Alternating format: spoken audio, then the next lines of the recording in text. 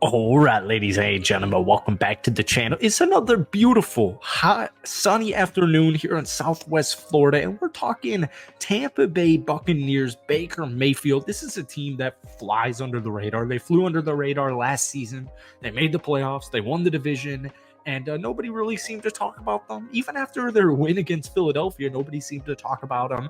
And it's just funny because I keep seeing all this pessimism in the NFL media world, and I think they're just trying to talk about the Buccaneers, and I think they're just trying to look for some clicks here. I remember this time last season, we were having the debate who should be the starting quarterback for the Tampa Bay Buccaneers for 2023, 2024, whatever, Kyle Trask or Baker Mayfield. And you guys are great. We all knew it was going to be Baker Mayfield. Wish the best of luck for Kyle Trask, Florida Gator legend.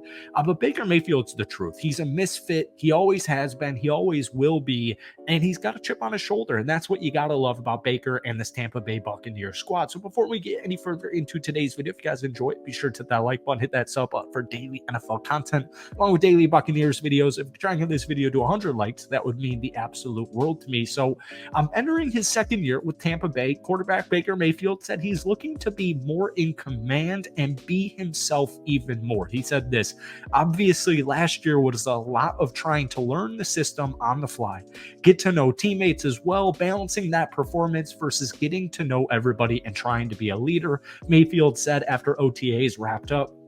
But now going through it, obviously you have some new faces here, but going through a year with these guys, trying to be more in command, I am vocal, but most of the time I'm only vocal when I need to be. I'm kind of a lead by example type of guy. So really now it's taken the next step in the vocal aspect, getting everybody on the same page. So, last year played under a 1-year, $4 million contract. He had, in my opinion, the best season of his NFL career. And real quick, I just want to say this because we said it all year and we said it all this time last year. Baker Mayfield's tenure in Cleveland, the downfall, I should say, had nothing to do with Baker Mayfield. It had nothing to do. People love to look at Baker Mayfield's interceptions. They love to look at the bad statistics. Most of those interceptions that you saw, Cleveland Baker Mayfield, that was not even on Baker. So this past season, in my opinion, he had the best year of his NFL career. 64.3 completion percentage, career bests. Passing yards, 4,044. Touchdown passes, 28.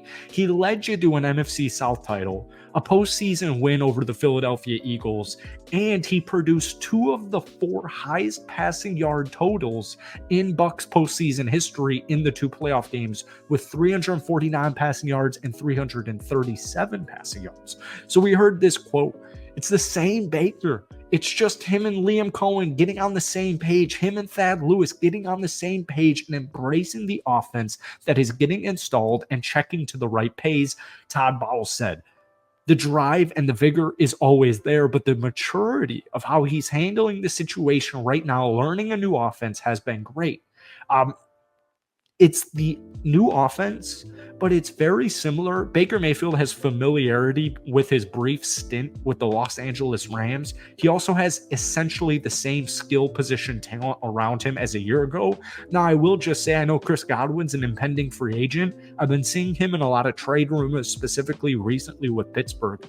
I don't think Chris Godwin gets traded at any point in this season, but I will just say, because Mike Evans is going to be a franchise Buccaneer, in my opinion, and you've got Trey Palmer, and you drafted Jalen McMillan, and you picked up Sterling Shepard a couple of days ago, it does kind of feel like this is Chris Godwin's potential last year with the Tampa Bay Buccaneers. I would love for that not to be the case, because it's one of the best, most underrated wide receiver 1, wide receiver 2 duos in the NFL. But the good news is, even though Chris Godwin's future with Tampa Bay is, technically still up in the air, he's still a member of Tampa Bay for this upcoming season. So I saw something interesting. It was his projected stats. I think Bleacher Report did like a 32 starting quarterback projected stats. 64 completion percentage, 3,900 passing yards, 26 touchdowns, 12 interceptions, and 150 rushing yards and a rushing touchdown. If Baker Mayfield gives me about 4,000 passing yards with a completion percentage of 64%, 26 touchdowns, and 12 interceptions, Tampa Bay will make the playoffs and they'll probably win the division once again. I know everyone's freaking out about the Atlanta Falcons. The good news is that's a new team, new quarterback. So I'm hoping Baker Mayfield, and these misfits are building off of last season. Like, folks, I can't underestimate this enough or understate this enough. Tampa Bay won the NFC South, and everybody's biggest critique was the NFC South. Who cares, dude? Yeah, congrats, you beat the Falcons. Congrats, you beat the Panthers. Like, congrats, you beat Derek Carr and the New Orleans Saints. But they go into the playoffs and they beat Philadelphia. And then it just becomes like, oh, well, Philadelphia had a horrible second half. And while I will say that is true, Baker and Tampa Bay embarrassed the Philadelphia Eagles in the wild card round of the playoffs last season. This is something to build off of. Like, it's very clearly something to build off of. The biggest move Tampa Bay made this offseason, in my opinion, was just retaining Baker Mayfield. All right. So once again, I was reading another article. The question mark was, has Baker Mayfield officially turned the corner?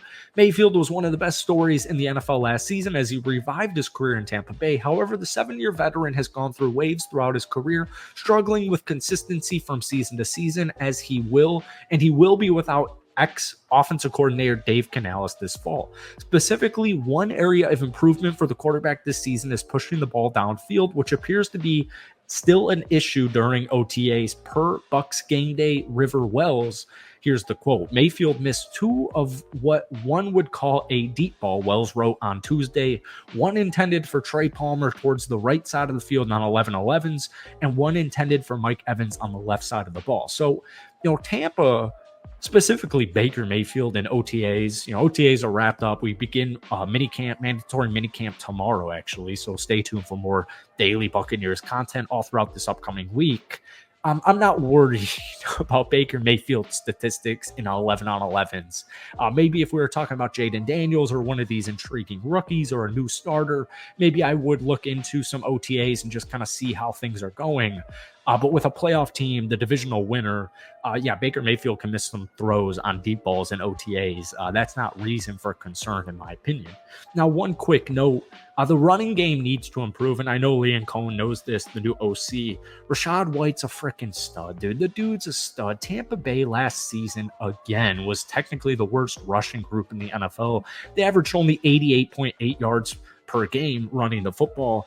Bucky Irving, really interesting prospect out of Oregon last season. 186 attempts, almost 1,200 rushing yards. He averaged 6.3 yards per carry, 11 touchdowns, and he also had 56 catches for 413 yards. So he had like 1,600 yards from scrimmage.